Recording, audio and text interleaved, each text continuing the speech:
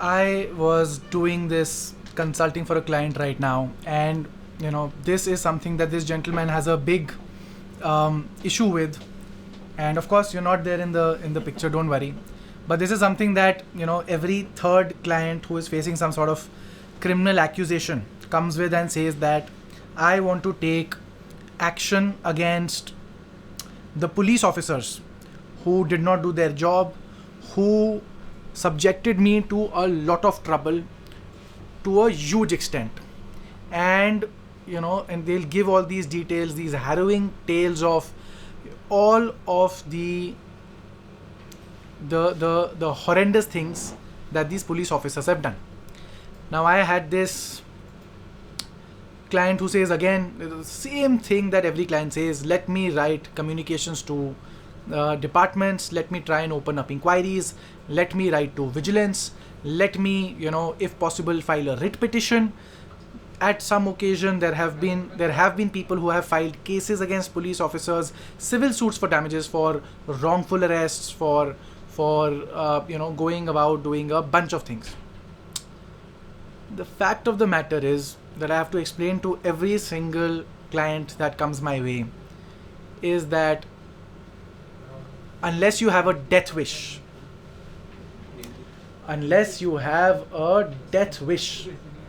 you should not approach any authority against the police if during the trial, if during the hearing where you are seeking your remedies as an accused person in some other situation, or even as a complainant, you are seeking your remedy and the police try to act smart and try to inflict some sort of nonsense upon you and the court catches it. The court itself will take necessary steps against these officers. But if you try to initiate inquiries, try to file suits, try to file complaints, and take active steps to disarm this evil police officer, a very, very powerful tool that almost every police officer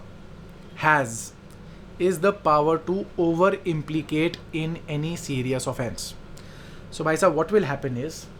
that they will go in a murder case or a rape case or any very, very serious offense to the complainant or to the witnesses in the matter, and they will say that you write down the name of this ABCD person who thinks he is too smart, and then for no fault of yours, you might be thousands of kilometers away. You will find out that the process of law has been set into motion, and now,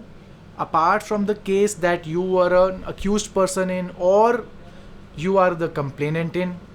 you've got an additional case where you are an accused in a very, very serious offense like murder, rape, dacoity, some serious allegations of cheating of a large sum of money. And another great example that comes to my mind is something that a colleague told me a couple of years ago, which was that there was some sort of a dispute, some sort of an enmity, and the police went to a couple of thieves which were rounded up, which used to pick up stolen cars, and got all of them to testify or give their statement saying that our ringleader is this so and so person, and then went ahead and arrested that person under Makoka, okay, which is the Maharashtra Organized Crime Act, something like that. I don't remember the exact this thing, which is applicable in Delhi as well. And that person, last I heard, had spent about 11 or 12 or 13 months in custody, and there were no hopes for that person coming out. And especially in a situation where the accused person himself is facing a completely false and frivolous case, like this particular gentleman, accused person over here, for him to invite the wrath of a serious offense for which it is far more greater, far more difficult to come out of, I say there is no point. Unless, of course, as I started out, you have a death wish.